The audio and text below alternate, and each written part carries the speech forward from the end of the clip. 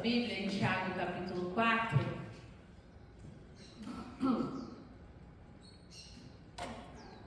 Continuamos em Tiago. Eu fiz a minha estimativa, eu acho que no próximo mês a gente termina. É porque a gente vai separando um pouco sobre os assuntos que ele fala, né? Então, Tiago 4, hoje nós vamos ler 1 ao 10. Diz a palavra do Senhor. De onde procedem as guerras e brigas que há entre vocês? De onde, senão dos prazeres que estão em conflito dentro de vocês? Vocês cobiçam e nada têm, matam e sentem inveja, mas nada podem obter. Vivem a lutar e a fazer guerras, nada têm porque não pedem. Pedem e não recebem, porque pedem mal, para esbanjarem seus prazeres. Gente infiel, vocês não sabem que a amizade do mundo é inimizade contra Deus? Aquele, pois, que quiser ser amigo do mundo se torna inimigo de Deus. Ou vocês pensam que é em vão que a Escritura diz, é com ciúme que por nós anseia o Espírito que Ele faz habitar em nós? Mas Ele nos dá cada vez mais graça. Por isso diz, Deus resiste aos soberbos, mas dá graça aos humildes. Portanto, sujeitem-se a Deus, mas resisti ao diabo, e ele fugirá de vocês. Cheguem perto de Deus, e ele se chegará a vocês. Limpem as mãos, pecadores, e vocês que são indecisos, purifiquem o coração. Reconheçam a sua miséria, lamentem e chorem. Que o riso de vocês se transforme em pranto, e que a alegria de vocês se transforme em tristeza. Humilhem-se diante do Senhor e Ele o exaltará. Palavras do Senhor. Tiago escreve, vou lembrar mais uma vez, para a igreja, para os irmãos da igreja que estão na dispersão, que estão fora de Jerusalém. Lembrar que provavelmente a maioria desses cristãos eram judeus, tá? Pela forma como que Tiago escreve, enfim, e eles estavam sofrendo perseguições.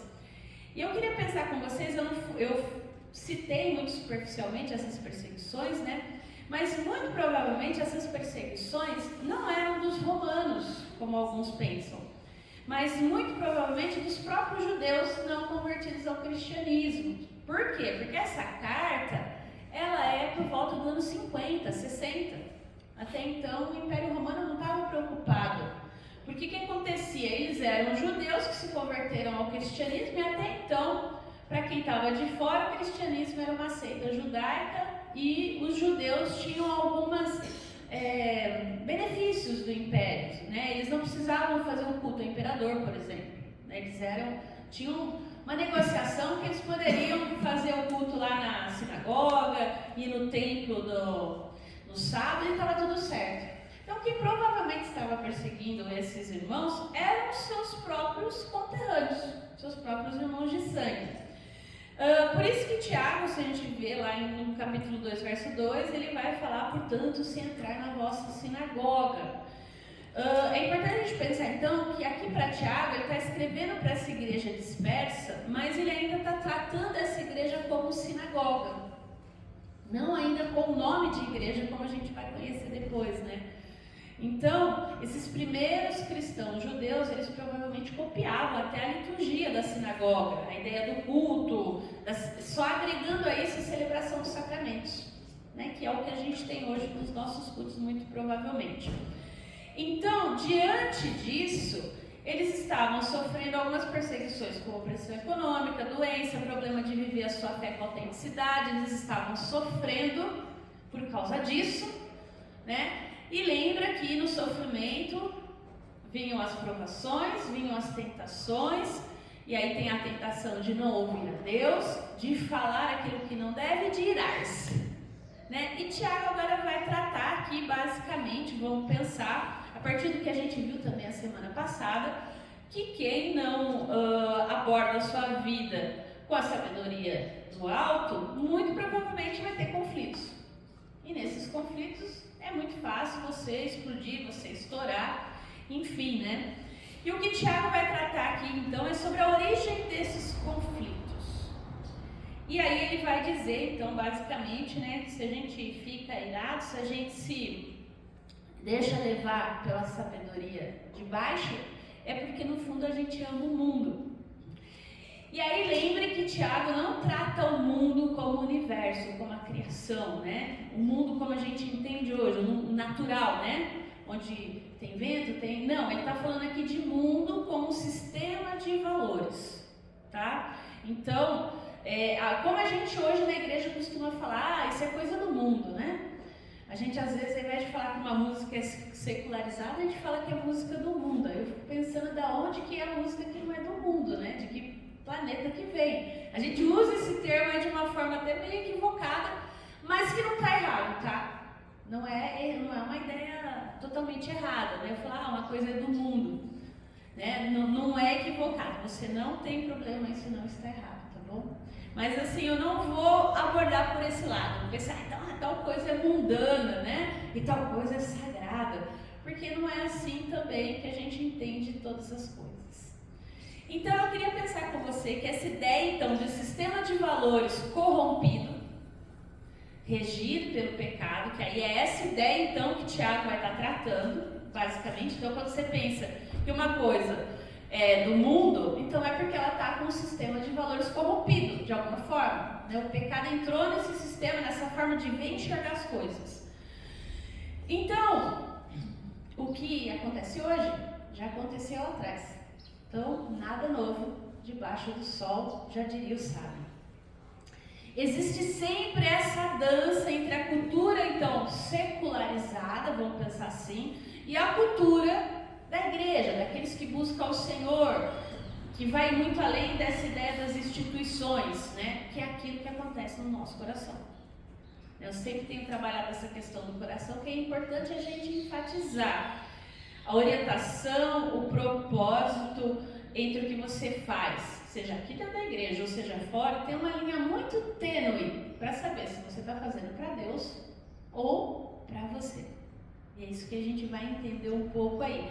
Tem uma hora que as agendas se chocam, né? Então, os cristãos, a gente tem um sistema de valor, a gente busca seguir a palavra como regra de fé, prática e conduta, mas é sempre que a gente consegue? Não, chega uma hora que viver na nossa vida se choca com outras coisas que a gente aprendeu. Então, essa ideia, né, de ter esse conflito, então, não é nova, né? Tiago vai tratar sobre isso, Paulo também trata sobre isso lá em Romanos 12, lembra que ele fala, né, sobre a ideia de transformar a mente, né, não se conformar a esse século. Então, a ideia é que se alguém está buscando as coisas que não são de Deus, ou que são do mundo, está deixando de ser igreja, está deixando de ser profético, está deixando de ser sal e luz, e não tem nada a dizer, né? Então, lembre-se que Deus não está preocupado com o seu conforto, mas com a sua transformação.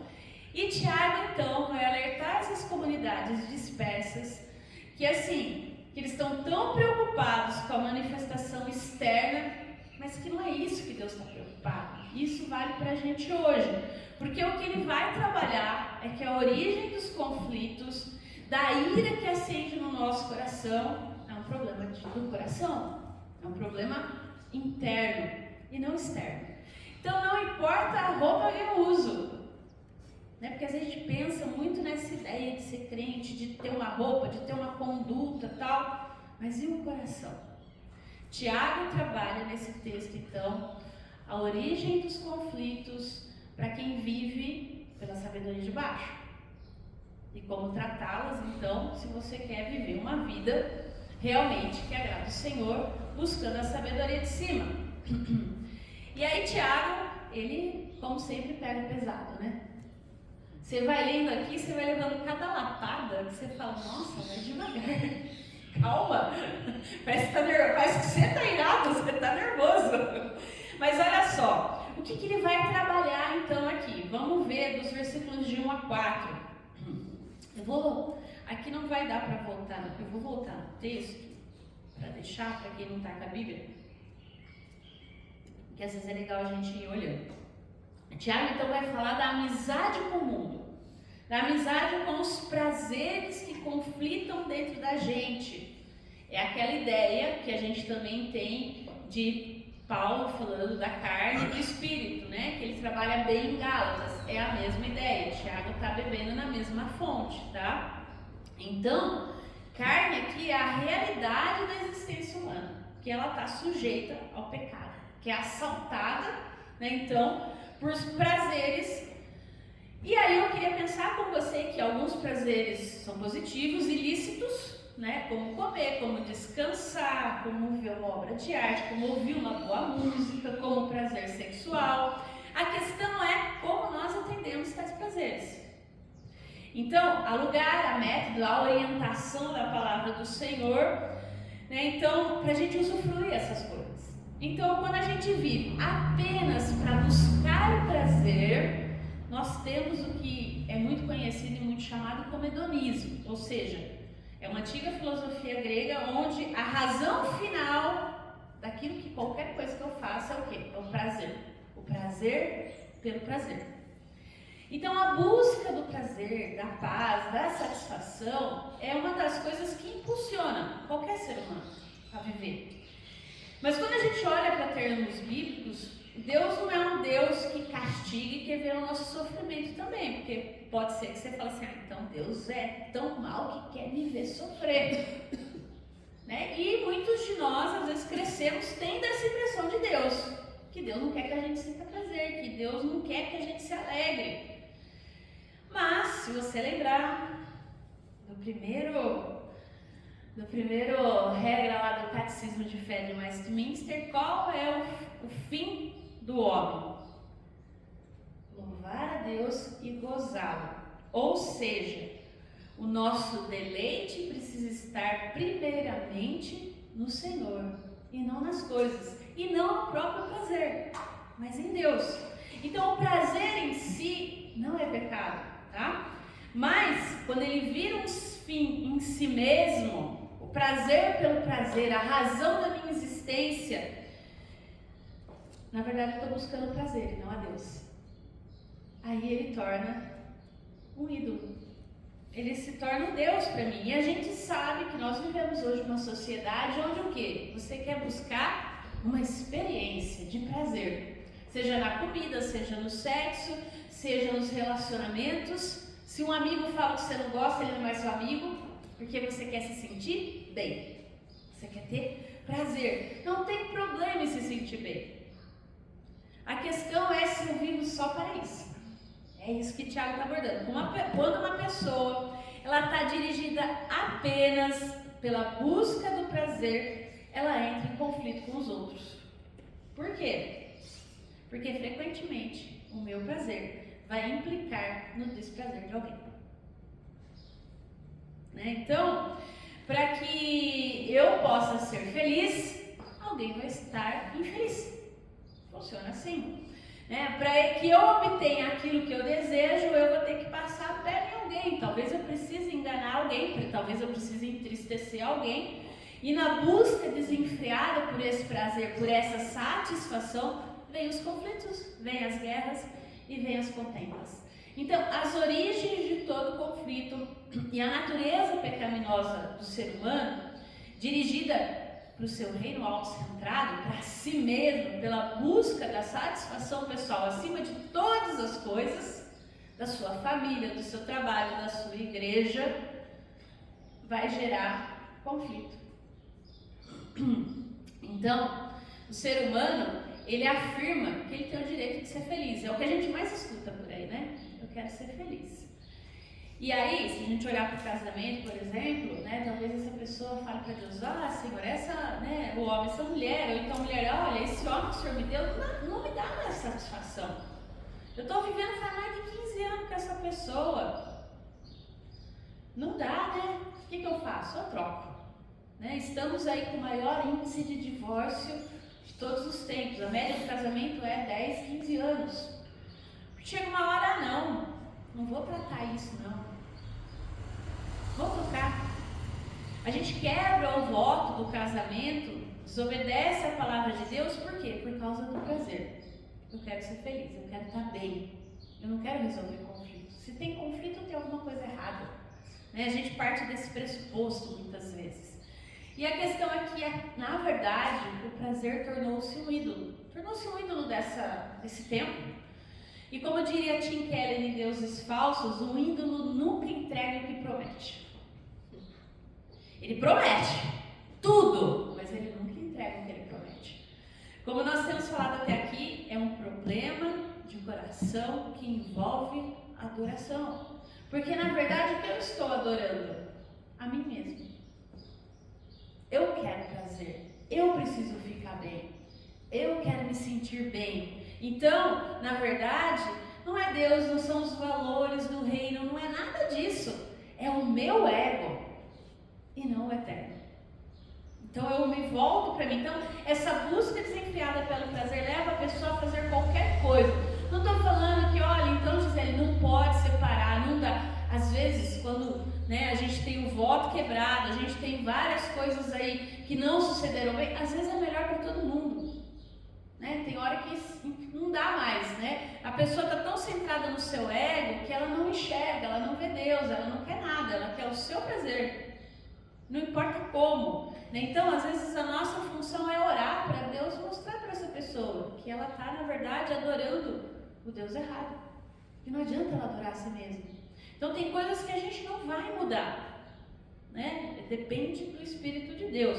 O fato é que a nossa ideia é que você olhe para você, como a gente já tem falado, Tiago aqui está exortando você a olhar para você. Quando nós que estamos aqui ouvindo essa mensagem, hoje, talvez quem vai ver depois pela internet, como eu tenho vivido a vida. Estou buscando só prazer, agradar só a mim mesmo, eu tenho buscado a Deus e agradar o Senhor. E Tiago continua, que essa busca desenfreada para o prazer, ela leva a pessoa a fazer qualquer coisa mesmo. Ele fala assim, vocês cobiçam e não têm, matam e sentem inveja, mas nada podem obter, vivem a lutar e fazer guerra. Cobiça, morte, inveja, luta, guerra, dentro do povo de Deus. Ele está escrevendo para a igreja, não está escrevendo para fora. Porque às vezes a gente esquece, que a gente lê essas cartas e fala, ele está falando para o outro. Não, ele está falando para nós crentes. Tiago está escrevendo para uma igreja em dispersão.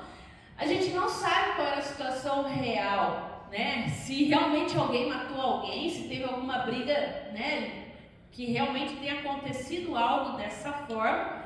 Eu creio que ele está usando aqui um recurso de linguagem, sabe, que é aquela quando você exagera, o que você quer afirmar para ver se você chama a atenção do seu leitor.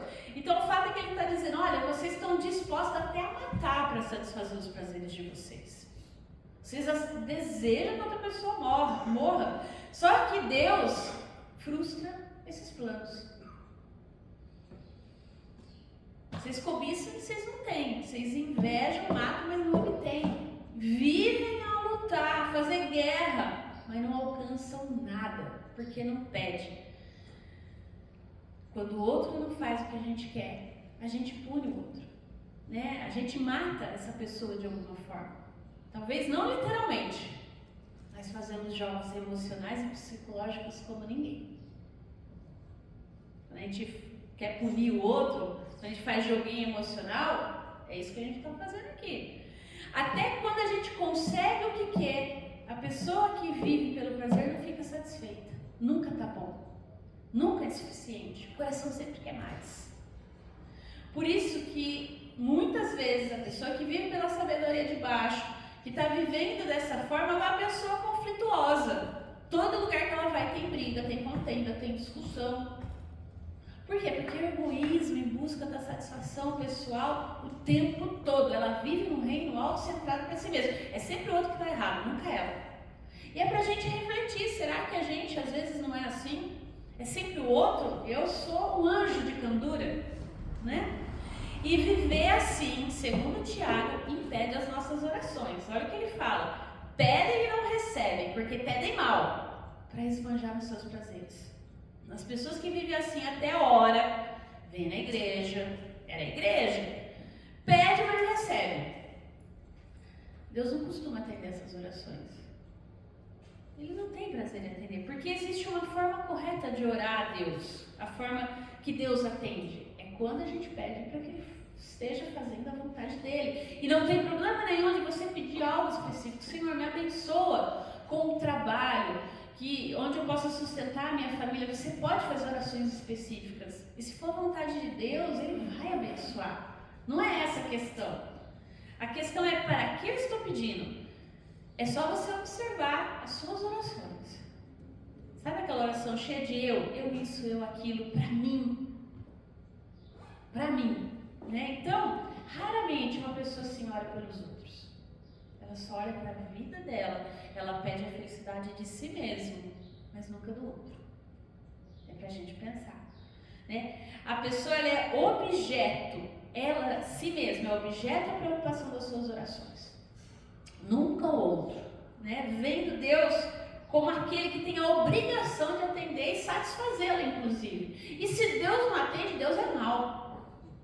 Não vou mais na igreja.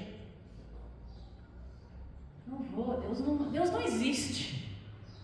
Né? Então, eu peço, mas não recebo. Porque eu peço para mim, pensando apenas em mim, apenas no meu prazer. E Tiago diz ainda que quem vive pela sabedoria de baixo está em inimizade com Deus. Né? Ele fala infiéis. Né? Gente infiel, talvez a sua tradução esteja adúlteros, né? Vocês não sabem que a amizade do mundo é inimizade contra Deus? Aquele, pois, que quiser ser amigo do mundo se torna inimigo de Deus. Tiago, ele usa a palavra mundo aqui para o sistema de valor, por essa ideia de viver pelos próprios prazeres, que a gente conhece muito no meio, né, da igreja como mundanismo, que é viver pela sabedoria de baixo, é viver pela busca dos prazeres. É uma pessoa que ela não conhece a Deus, porque na verdade o seu Deus é o seu ventre, não o Deus criador de todas as coisas, é ela. E essa atitude, segundo Tiago, nos torna infiéis, adúlteros. No grego original é adúlteros mesmo. Tiago chama isso de adultério espiritual. Por quê? Porque a amizade no mundo antigo era um valor muito importante. E se você lembrar na Bíblia, lembra que a gente usou Abraão, foi justificado quando ele coloca a sua fé em ação, e Abraão é chamado de amigo de Deus. Então aquele que crê, que busca o Senhor, é chamado de amigo de Deus. Lembra que Jesus fala, não vos chamo mais de servo, vocês são meus amigos. Então aqui, o que ele está falando na verdade, é que quando um crente vive pelo sistema de valores do mundo, ele é culpado de adultério, ele é culpado de dormir com o inimigo do próprio Deus. É você pensar assim, né, num relacionamento de marido e mulher, quando acontece o adultério, você imagina, vamos supor, se essa mulher dormir com o inimigo do seu marido, é cruel. É isso que Deus está falando aqui. Quando a gente vive pelo sistema de valores do mundo, a gente está dormindo com o inimigo de Deus. Então, o sistema de valor do mundo, ele é irreconciliável com o sistema de valores do reino de Deus. E aí eu queria pensar com você que não existe neutralidade. A gente não consegue ficar em cima do muro nessa questão. Lutero, no livrinho dele, Nascido Escravo, ele fala, o homem é uma besta, ou é montado por Deus ou é montado pelo diabo. Quinta-feira a gente falou sobre liberdade no nosso estudo, né? E aí os irmãos, a gente trabalhou bastante essa questão. Então, por natureza, nós somos filhos da ira, né? Que está o quê? Em oposição a Deus. Em oposição à sua palavra, em oposição ao seu espírito, em oposição à vontade de Deus, ao evangelho. Mas quando nós realmente nos submetemos e reconhecemos que nós somos essas pessoas e que nós temos a tendência de viver pela sabedoria de baixo, que nós realmente muitas vezes buscamos os nossos próprios prazeres e que algumas vezes nós realmente somos inimigos declarados de Deus, as coisas mudam, a gente se quebranta, a gente passa a buscar de Deus de todo o coração, porque eu queria pensar com você que a gente já tem inimigo demais. Eu já falei que é a gente mesmo, é o diabo, é muita coisa. Agora você imagina ser inimigo de Deus? A gente sabe que se Deus é por nós, quem será contra nós? Mas você imagina se Deus for contra nós, quem vai ser o nosso favor? A coisa só vai complicar.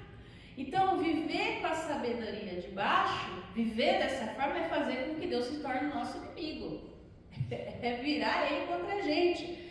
Então, viver só pelos nossos prazeres, só para nós mesmos, é ser adúltero espiritualmente. É ser inimigo de Deus. É pesado. E nossa falta de colocar Cristo no centro da nossa vida pode ser a causa de muitas coisas na nossa vida não darem certo. Porque às vezes a gente coloca Cristo só no centro do domingo. No centro, entre aspas, né? Na manhã do domingo. Hoje eu vou na igreja. Aí eu saio daqui e vivo minha vida como se Deus não existisse. É isso que o Tiago está falando. Então, como se livrar desse egoísmo? Como se livrar de tudo isso? Como parar então de viver por esses sistemas de valores do mundo, dessa sabedoria de baixo? E é o que Tiago vai responder a partir então do verso 5. Ele vai falar o seguinte, que a gente precisa de graça e que Deus dá essa graça aos humildes. Não é à toa que a gente cantou tanto sobre graça hoje. Tiago dá àqueles cristãos lá o caminho para expulsar então esse espírito opressor, autocentrado de si mesmo, né? Ele diz que a primeira coisa que a gente precisa é da graça de Deus. É entender quão fraco eu sou e quão forte Ele é, né? E a graça de Deus é maior que tudo. E a Bíblia diz que Deus dá graça aos humildes, que Ele nega ela aos soberbos. E aí, vamos olhar bem, eu vou voltar aqui para o verso 5. Esse verso é importante para a gente entender um pouquinho sobre esse espírito que ele vai falar aí, né? Sobre esse espírito que habita em nós. Nessa versão que a gente está lendo aqui, que é a Nova Almeida atualizada, vai falar assim, ó, o que está lá entre aspas, é com ciúme que por nós anseia o espírito que ele faz habitar em nós. A NVI já melhorou essa tradução. Toda tradução é uma harmonização, tá? Então eu queria pensar com você que no original grego não existe isso que a gente faz em português, muitas vezes de colocar letras em maiúsculas e letras em minúsculas. O grego ele é escrito todo em letra caixa alta, vamos pensar assim, tudo em maiúsculo. Então, por que é importante a gente saber essas coisas para a gente poder entender? Porque aqui ele diz que ele está fazendo, ó, que é em vão que a Escritura diz. É com ciúme que por nós anseia o Espírito que ele faz habitar em nós. Só que se você olhar aí na sua Bíblia, não tem uma referência para esse texto. Não tem esse versículo desse jeito em nenhum outro lugar da Bíblia. O que Tiago está trabalhando, na verdade, é um conceito que fica implícito em toda a Bíblia. E aí os tradutores, para deixar a tradução bonita, harmônica, né? Que essa é a palavra que a gente aprendeu no seminário, e a gente tinha que fazer isso, quando a gente aprende o grego para traduzir os textos e fazer a nossa tradução do seminário. E, por exemplo, aí, por nós, no original, não tem esse por nós. E espírito é todo em caixa alta, como as outras palavras. Então, aonde eu quero chegar com isso? O espírito em grego, que é pneuma no original, tanto se refere ao espírito de Deus quanto ao espírito humano, quanto ao espírito maligno, quanto ao espírito em geral. Tudo vai depender do contexto do texto. Então, para saber qual espírito, né, Tiago está dizendo ou está fazendo menção, a gente tem que ler o contexto. Então a questão aqui é que no Antigo Testamento não tem uma passagem que ele esteja fazendo referência clara ao Espírito. Ele não copiou, como eu tenho falado aos irmãos várias vezes que ele tem trabalhado o quê? Uma sabedoria que bebe lá em Provérbios, né? Ele traz muitos textos de Provérbios para a conversa, para a literatura de sabedoria. Não é o caso aqui. Então, não tem um texto claro onde o Espírito Santo nos deseja com ciúmes. Então, a sequência do argumento, se fosse essa ideia do Espírito Santo, ela também não faria sentido, verso 6, né, da sequência. E talvez você já tenha ouvido uma explicação para esse versículo, que é o Espírito Santo que habita em nós, que fica com ciúme quando a gente age de acordo com o mundo, com sistemas de valores, com essa sabedoria de baixo. E aí, se fosse assim, o versículo 6 não ia fazer sentido, porque como que ele fala ainda da graça maior? Não. Então, que tal a gente ler de outra forma? Né? Se ao invés da gente ler espírito com E maiúsculo, que é essa ideia de ser um espírito de Deus, né, divino, a gente só lê espírito. E muito provavelmente esse espírito seja o espírito humano, tirando aí o por nós. Ficaria mais ou menos assim: é com ciúme que anseia o espírito que ele fez habitar em nós. Que seria uma referência ao fato do nosso espírito querer, de cobiçar o próprio prazer. Faria mais sentido. E o que faz mais sentido aqui, fazendo referência direta à queda do ser humano, lá de Gênesis 3. E o que aconteceu com o nosso espírito depois da queda? A gente passa a cobiçar e a desejar as coisas do mundo com intensidade, com zelo. É a nossa natureza caída. Ela quer isso.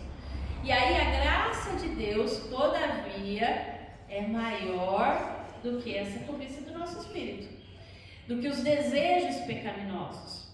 E aí, nesse sentido, o versículo 6 faz mais sentido, porque aqui ele está fazendo realmente uma referência a Provérbios 3:34, que ele fala que Deus resiste aos soberbos e dá graça aos humildes.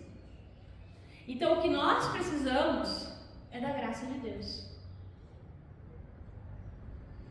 Porque essas paixões, esses desejos são intensos. A nossa natureza caída está ali, batendo toda hora na nossa porta.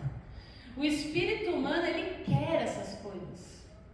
A graça de Deus é a única coisa que pode dominar realmente a nossa cobiça, que pode fazer com que a gente busque com menos intensidade, que tudo se torne prazer a qualquer custo. Deus não dá essa graça aos soberbos, a quem se acha autossuficiente, porque essa pessoa é arrogante, ela entende que ela não precisa. E Deus se opõe a quem entende que dá conta do recado sozinho, porque essa pessoa entende que não precisa de Deus. Afinal, ela mesma, né, se adora, tem o Deus como seu ventre, ela busca o seu prazer, e não interessa o que aconteça a partir disso. E aí eu queria pensar com você que então Tiago ele faz um apelo aqui à igreja, que ele dá 10 imperativos, né, aos cristãos e 3 promessas a partir desses imperativos, né? Ele vai dizer que a gente precisa se sujeitar a Deus, resistir ao diabo, se chegar a Deus, purificar as mãos, limpar o coração, reconhecer a nossa miséria, lamentar, chorar e, por fim, humilhar-se. Tiago, ele afirma que no sofrimento, diante das provações, diante das tentações, a nossa carne vai querer amenizar o sofrimento buscando prazer. E talvez você já tenha tido essa experiência, né? Tiago vai exortar esses irmãos primeiro a se sujeitarem à vontade de Deus, a ter Deus como fim, então, final da sua vida, ao invés dos prazeres. Olha, vai ter sofrimento, é inevitável. Mas de que forma você quer amenizar esse sofrimento? Tem certeza de que no momento certo eu vou intervir? Ou você, nesse meio termo, você vai esquecer todos os valores, tudo aquilo que você tem aprendido de Deus, e você vai viver segundo o mundo? Quantas vezes a gente não está diante da dificuldade, o que a gente faz? Come que nem um louco. Tem gente que fica ansioso, e aí, né, vira... Se não tem nada em casa, você fica louco, né? Você tem fome de tudo, geralmente o que não tem em casa é o pior. Ou então você fica tão desesperado, o que você faz? Você vai procurar alguém que te faça rir, você vai começar, eu vou assistir todas as séries de comédia lá no Netflix, porque eu não quero pensar nesse assunto, eu não quero resolver. Ou vai beber. Vai beber e vai dar trabalho para os outros ainda, né? Porque às vezes a gente tem a experiência que geralmente aí a pessoa bebe demais, fala o que não queria, ou até, na verdade, ela queria, mas não tinha coragem para falar, então encharca para poder falar, e aí vira um conflito, vira uma brigaiada, porque na verdade o que ela queria era para acabar com o seu sofrimento. né? E tem outros exemplos, né? Vai ter aquela pessoa que está com problema, que está com conflito, vai procurar pornografia, vai procurar outros caminhos para se resolver, porque entende que o prazer sexual é o que vai resolver a sua vida, vai amenizar o seu sofrimento. E por aí vai. Então, Paulo vai exortar esses irmãos, primeiro, a se sujeitarem à vontade de Deus, a ter Deus como fim, então, da busca dos seus prazeres. Segundo, a resistir ao diabo, porque afinal, o que está por trás desse espírito hedonista? Né? Quem usa o sistema do mundo para distrair o crente? É o inimigo. Então, para deixar Deus de lado, Tiago não explica como resistir ao diabo. Pô, Tiago, podia ter sido mais, né, desenhado para a gente, né? Mas eu acredito que não seja apenas dizendo, sai Satanás, está repreendido, né? Mas é realmente se posicionando, se colocando, tomando uma posição de decisão contra as tentações, que é aquilo que a gente já trabalhou nas outras mensagens. Eu assumi um compromisso, né? Vamos pensar na ideia do casamento. Eu assumi os votos aqui. Eu sempre falo no casamento, né? Em março eu celebrei uma em São Carlos, que os votos são promessas de amor para o futuro. Você não faz promessa para o presente. Então vai chegar uma hora que o casamento vai ficar difícil, que as coisas vão estar complicadas, que aquela pessoa vai mudar, porque ela vai mudar e você também vai mudar. E aí? A promessa que você fez agora não vai mais? Né? Então assim, é realmente falar, Senhor, tá difícil, eu poderia dizer que eu não gosto mais dessa pessoa, mas eu assumi um compromisso, Senhor, me ajuda a ficar firme nesse compromisso. Se posiciona. Porque a tentação vai vir. A gente sabe que na questão do vício, né, do álcool, a pessoa vai ter a tendência, principalmente quem tem problema, né, com o álcool, e a tendência é buscar, é aquele Senhor, me ajuda. Que hoje não, como é o lema dos Alcoólicos Anônimos, né, que hoje eu não caia nisso. É um dia de cada vez. É um pouquinho da graça de Deus todo dia, porque às vezes a gente olha e pensa que é um contexto de uma vida inteira, mas são pequenas tentações, são pequenas decisões diante dessas tentações, para que a gente se achegue a Deus, para que a gente ore mais, para que a gente realmente possa nos humilhar e buscar a sua presença. Senhor, eu sou fraco, eu estou sofrendo. Lembra que a gente viu, e aí no sofrimento, quando a gente faz coisa errada, quando a gente peca, a gente piora o sofrimento. Porque aí vem a culpa, vem também a dificuldade que aquele erro muitas vezes causa na família, no contexto. Nunca é só a gente. A gente olha só pra gente, pro nosso ego centrado, mas a gente esquece do estardalhaço que viver do jeito que se quer pode acontecer na nossa casa, na nossa igreja, na sociedade, no nosso trabalho e por aí vai. Ele vai falar aqui de purificar as mãos, e essa é uma linguagem sacerdotal do Antigo Testamento.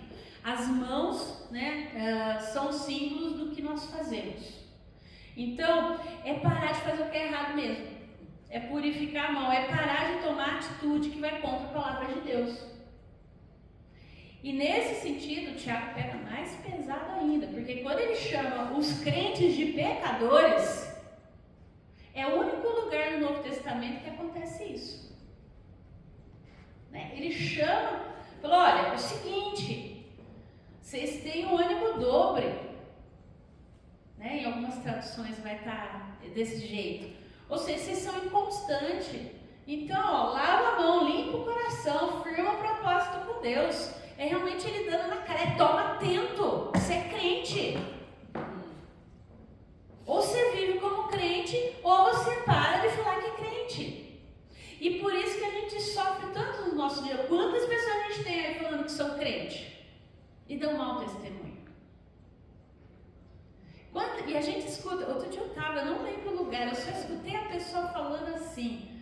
Eu não conheço a pessoa, eu estava estacionando o carro, eu sei que ela estava saindo da porta falando para outro. E aí depois ela disse que é crente. Eu fiquei pensando, meu Deus, eu não ouvi o começo da fofoca. Mas quantas vezes a gente não escuta isso? Não estou dizendo que a gente não vai errar com as pessoas, né? Às vezes a gente vai errar feio, e a gente vai ter oportunidade de ir lá e pedir perdão, e elas verem que, olha, essa pessoa realmente ela é crente, ela errou, mas ela se reconhece, ela é humilde. Não estou falando que a gente não pode errar, né? Porque inclusive a gente erra. Mas o que Tiago diz é que esses crentes que estavam no sofrimento deviam parar de se alegrar, na verdade. Parece não fazer sentido, mas ele afirma que a gente deve sentar, refletir, lamentar e chorar. Tem lugar para alegria, tem lugar para festa, tem lugar para celebração na vida cristã, né? Não estou falando que, olha, então nós só vamos viver chorando, lamentando, olha, esses crentes são tudo chatos, só chora. Não é isso, mas quando as coisas não estão bem, quando ele está passando pelo sofrimento, não adianta a gente querer buscar, resolver e tapar isso com prazer. A gente tem que reconhecer que ele está sofrendo.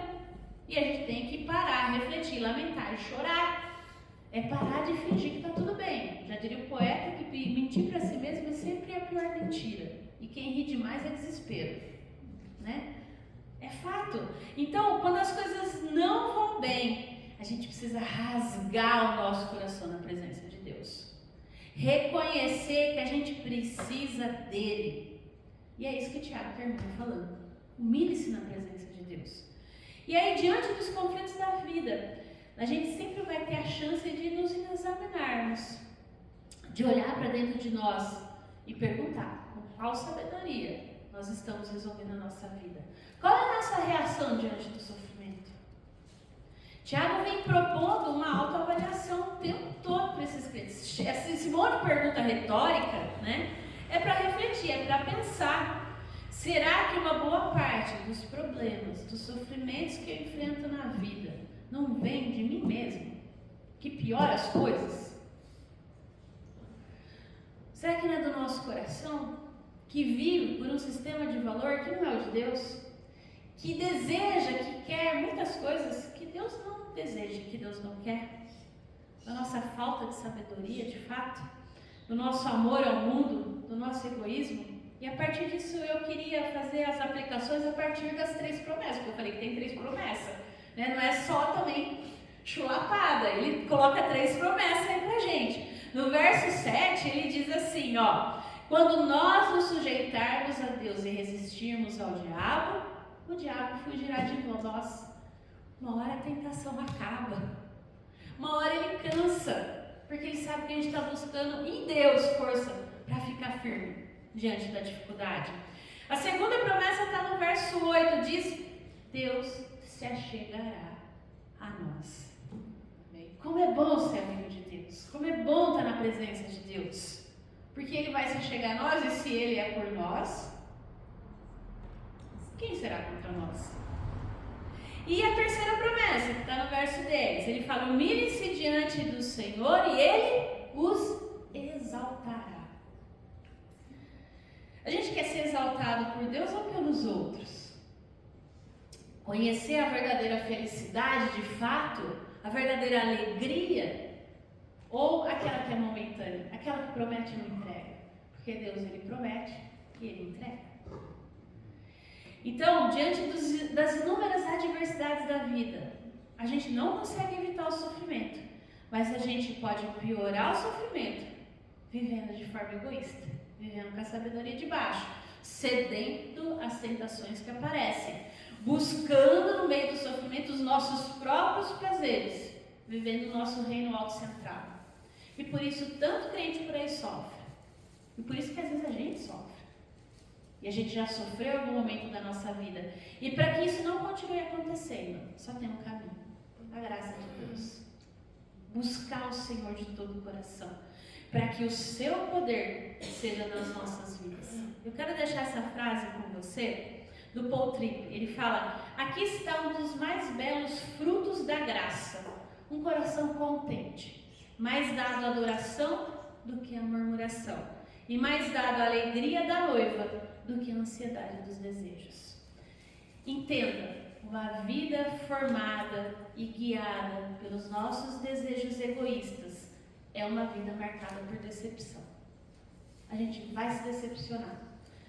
Portanto, quando a gente entrega a nossa vida ao Senhor, quando a gente busca Ele, com tudo que a gente tem, com tudo que a gente é, porque às vezes a gente não é nada, a gente se acha que é alguma coisa. O seu caminho de graça vai nos moldando, vai nos transformando, vai nos dando contentamento, vai nos dando a verdadeira felicidade. E essa verdadeira felicidade, essa alegria que a gente tem no Senhor, nada tira, mesmo o dia mau, porque a gente entende que o nosso prazer é a presença de Deus, é estar na sua presença, e começa a entender que a graça dele realmente é melhor que a vida, como diz o salmista, é maior do que tudo, é imensurável. Eu pedi para os irmãos cantarem essa canção porque eu só conseguia pensar nela. Maravilhosa graça é suficiente para mim, é maior que a minha iniquidade. Ela é linda, né? Que fique para você, mas eu gostaria de encerrar esse momento com a outra canção. Uma outra canção que propõe que a gente entregue o nosso coração ao Senhor, que a gente realmente busque esse caminho de graça com todas as forças. Eu quero convidar você a ficar em pé. E nesse momento, os irmãos que vieram preparados com os dízimos, ofertas, podem também trazer à frente, que você cante ela como uma oração nessa hora diante do Senhor.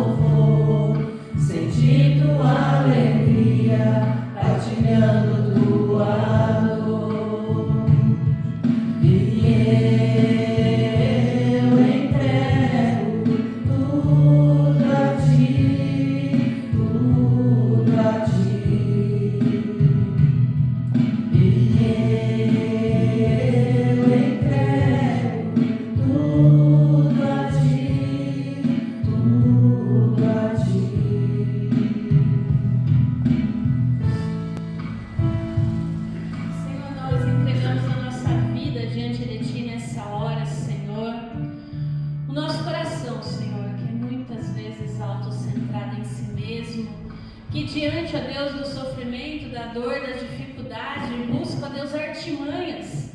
Busca, Senhor Deus, prazeres que não são teus. Para não olhar para a dor, não olhar para o sofrimento, não reconhecer, ó Deus, a nossa miséria, não lamentar e não chorar. Mas nessa hora, Senhor, nós colocamos diante de Ti nosso coração, Senhor. Reconhecemos, ó Pai, que precisamos dessa graça. Mais do que todas as coisas, Senhor Deus, para que realmente nós possamos trilhar, Senhor, um caminho de testemunho verdadeiro. Pai, nós não queremos ser infiéis, nós queremos ser amigos de Deus, como Abraão foi, como Jesus nos convida a ser. Pai, que nós possamos realmente nos sujeitarmos a Ti, resistir ao diabo, Senhor, nos posicionarmos diante da vida, das dificuldades, das tentações, ó Deus, que nós possamos ser firmes, que nós possamos, Senhor, realmente nos achegar a Ti de tal forma que o Senhor se achegue a nós, Pai. Senhor, nessa hora nós nos humilhamos na Tua presença, Senhor, reconhecendo a nossa condição de pecadores, ó Pai. E pedimos, ó Deus, que no momento certo o Senhor nos exalte, o Senhor realmente tire o nosso sofrimento, tire a nossa tristeza, Senhor. Mas que enquanto isso não acontece, que nós possamos nos alegrar na Tua presença.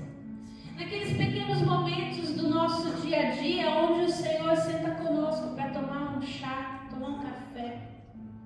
Que a gente se alegra a olhar a beleza de uma flor, a beleza dos nossos filhos, ó Pai. Que nós possamos olhar, Senhor, a Tua graça caminhando conosco, cuidando de nós através das mãos, ó Deus, de profissionais diversos. Por isso que nessa hora nós colocamos diante de Ti, Senhor, a vida daqueles irmãos que estão doentes. Que o Senhor visite a Valerinha nessa hora no hospital, Senhor, que ela seja realmente cuidada, que a Tua graça seja expressa através das mãos daqueles que estão cuidando dela. Também pedimos a Deus pela vida do Roberto, que o Senhor continue sustentando a sua saúde, que a sua graça seja expressa através de cada cuidador, de cada médico. Pedimos também, Senhor, nessa hora também pela saúde da Marina, ó Deus, que o Senhor abençoe ela nessa hora. Pedimos a Deus pela Dona Maria José, que o Senhor continue fortalecendo e sustentando a Tua filha, Senhor. Pai, nós Te damos graças também pela vida do Marco, que fez aniversário essa semana. Que ele continue, Senhor Deus, realmente experimentando a Tua graça expressa na vida dele, Senhor. Pedimos a Deus pela sua família, que o Senhor sustente, Senhor Deus, a Márcia, a Débora, o Noah, o Daniel. Cuida deles, ó Pai. O Senhor sabe o quanto eles são preciosos para o Marco, o quanto eles são preciosos para Ti, Senhor. Que o Senhor continue expressando a sua graça através da sua casa, da sua família, dos seus queridos. Pedimos também, Senhor, pela nossa igreja. Obrigada, Pai, por cada dízimo, por cada oferta aqui depositada. Obrigada pelo Teu cuidado, pela Tua graça, Senhor, expressa nas nossas vidas através dos recursos financeiros, através, ó Deus, da ministração da palavra, através de pessoas que amam essa comunidade. Obrigada, Pai, a Tua graça tem sido sobremodo excelente sobre essa comunidade, apesar de nós, durante todos esses anos. Obrigada, Senhor, pela Tua graça. E pedimos que o Senhor continue, Senhor, se achegando a nós. Nós reconhecemos, ó Pai, que nós precisamos de Ti mais do que tudo nessa vida. Seja com cada irmão, com cada irmã aqui nas suas lutas cotidianas e diárias, ó Pai. Por cada família aqui representada. Por cada problema de relacionamento. Por cada conflito que eles enfrentam. Que eles possam olhar para si mesmos e entenderem quando é, Senhor, o seu ego gritando, querendo ter razão, querendo estar certo. E que eles possam reconhecer, ó Pai, nessas demandas, que eles precisam da Tua graça. Que eles tomem a Tua graça, Senhor Deus, e resolvam esses conflitos. E dia após dia, que o Senhor venha sobre nós, nos dando a sabedoria que vem do Senhor, para resolver as nossas questões. Até que o Senhor venha, até que a gente possa realmente usufruir do amor e da graça e da sabedoria, Senhor Deus, plenamente. Que o Senhor continue, Senhor, nos fortalecendo dia após dia, nos sustentando, para que a gente possa, Deus, diante dos conflitos da vida, escolher certo.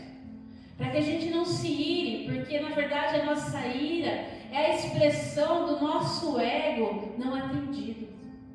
Que a gente possa ouvir o Senhor e ouvir as pessoas que o Senhor manda, não porque, olha como a gente é bonzinho, mas porque o nosso ego está mortificado e porque a gente sabe que a gente não tem razão em tudo e que a gente precisa do Teu conselho. Que a gente possa aprender a calar, a não falar demais, para que as nossas palavras sejam temperadas, a Deus, com sal, com amor, com sabedoria e com graça, Senhor. Para que as nossas palavras sejam para edificação e não para causar morte, não para causar mais conflito. Seja conosco, Pai, nós pedimos ao longo dessa semana. Abençoa o Teu povo, fortalece, Senhor, a nossa vida, o nosso coração. Nós louvamos a Ti agradecidos nessa hora, em nome de Jesus. E oramos, Pai, a oração que o Teu Filho nos ensinou dizendo: Pai nosso, que estás nos céus, santificado seja o Teu nome. Venha o Teu reino, seja feita a Tua vontade, assim na terra como nos céus. O pão nosso de cada dia nos dá hoje. Perdoa as nossas dívidas, assim como nós perdoamos aos nossos devedores. E não nos deixes cair em tentação, mas livra-nos do mal, pois Teu é o reino, o poder e a glória para sempre. Amém. Meus irmãos, recebam a bênção, que a graça do nosso Senhor Jesus Cristo, o amor de Deus Pai e a consolação do Espírito Santo seja sobre você, sobre a sua família e sobre todo o povo de Deus espalhado pela face